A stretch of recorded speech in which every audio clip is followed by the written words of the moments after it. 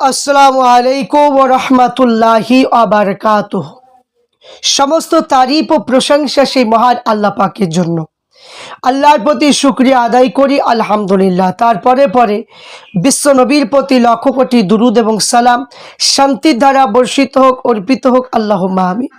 আজকে আলোচনা করব ঈদে মিলাদুন নবী সাল্লাল্লাহু আলাইহি ওয়াসাল্লাম যিনারা পালন করেছেন এবং ঈদে মিলাদুন নবী পালন করে যে উপকারটা হবে সেই সম্পর্কে আলোচনা করব। যারা ঈমান চোর, যারা ঈমানকে নষ্ট করছে, মানুষকে ভুল বোঝাচ্ছে, ওদেরকে আমরা বলতে চাই না। যারা পালন করেন তাদেরকে আমরা তোহফা স্বরূপ পেশ করব। তাই প্রত্যেককে বলে ভিডিওটা শেয়ার, লাইক করুন। আহলে সুন্নাত ওয়াল জামাতের প্রত্যেক সাধারণ মানুষ ঈদে মিলাদুন নবী যেন ভালোভাবে পালন করতে পারে, প্রত্যেকে বলবো আপনার ভিডিওটা তাদের কাছে শেয়ার করে দিন। কি করবেন তো? আসুন দেখি ঈদে মিলাদুন নবী সাল্লাল্লাহু আলাইহি ওয়াসাল্লাম পালন করলে কি হবে সেই সম্পর্কে আপনাদের কাছে একটু পরিবেশন করব।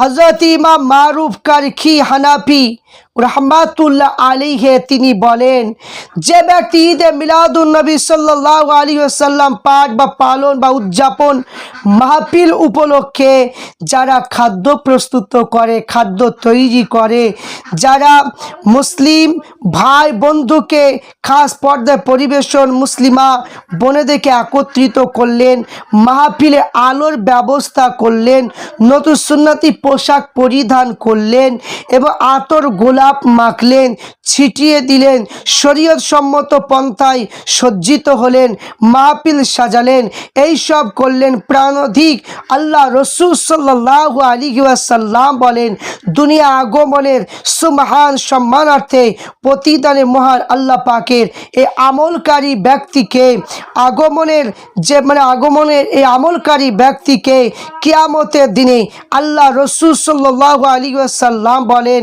যে এখানে যে সালাম বলেন যে আপনার নবী এবং রসুল যে নবী রসুল আলাইহিসসালাতু ওয়াসসালাম দেশ সঙ্গে প্রথম প্রথম কাতারে তাদের হাসর নাসর করাবে, এই জন্য তিনারা জান্নাতের সুউচ্চ মাকাম স্থান লাভ করবে। সুবহানাল্লাহ, সুবহানাল্লাহ। তাহলে চিন্তা করুন, তাহলে কতখানি কথা। তাহলে এখানে দেখতে পাওয়া যাচ্ছে যে আল্লাহ রসুল সাল্লাল্লাহু আলাইহি ওয়াসাল্লাম তাহলে এখানে বলছেন যে নবী আম্বিয়া আলাইহিস সালামের প্রথম কাতারে তারা হাসর নাসর হবে।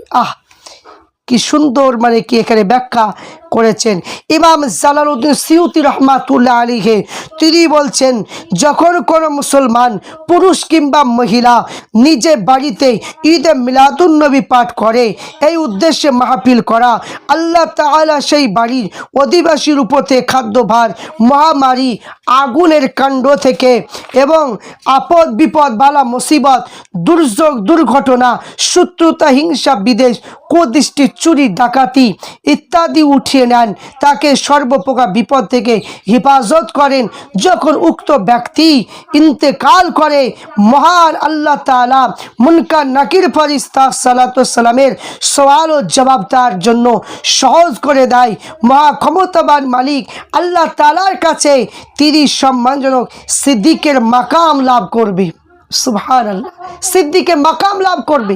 তাহলে চিন্তা করুন, তাহলে এখানে যে দুটো ইবারত আমরা দেখতে পেলাম যে আল্লাহর ওলি হযরত ইমাম জালালউদ্দিন সিউতি রহমাতুল্লাহ আলাইহি তিনি বললেন এবং হযরতে মারুফ কারখি রহমাতুল্লাহ আলাইহি তিনি বললেন, হযরতে হাসান বসরি রহমাতুল্লাহ আলাইহি তিনি বলছেন যে হযরতে হাসান বসরি বলে, আমি ইমাম হাসান বসরি, আল্লাহ পাক রব্বুল আলামিন যদি আমাকে উহুদ পাহাড় যদি সোনা করে দিত, আমি হাসান বসরি বলে দিচ্ছি, তাহলে আল্লাহ রসুলের ঈদে মিলাদুন নবীতে আমি উপলক্ষে, মাহফিলে উপলক্ষে আমি ওই স্বর্ণের পাহাড়টা আমি আল্লাহর রাস্তায় দান করে দিতাম।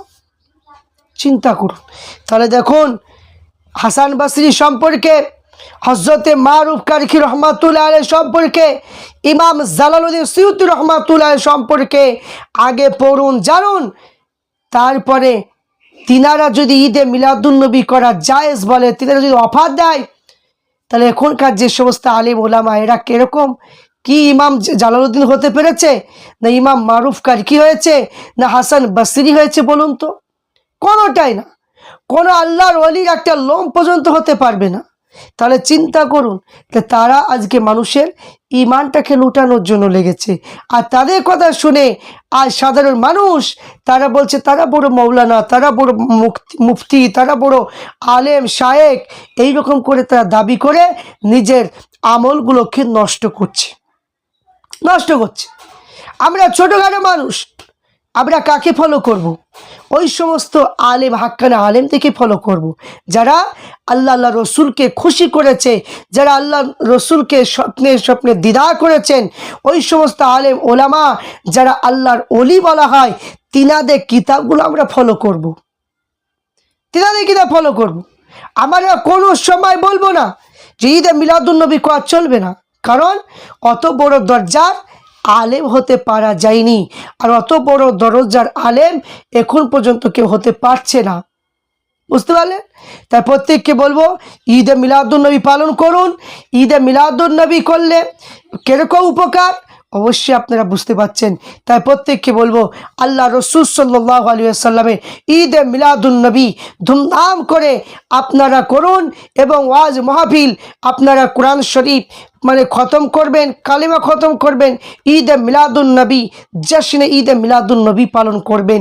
অবশ্যই এটা জায়েজ। ফুরফুরা শরীফে পীর মুজাদ্দিদুজ্জামান আবু বকর সিদ্দিক ফুরফুরা রহমাতুল্লাহ আলাইহি তিনার যে সমস্ত খলিফাগণ কিতাব লিখেছেন, সেই কিতাবের মাধ্যমে জায়েজ লিখেছেন। আশা করছি আপনারা প্রত্যেকেই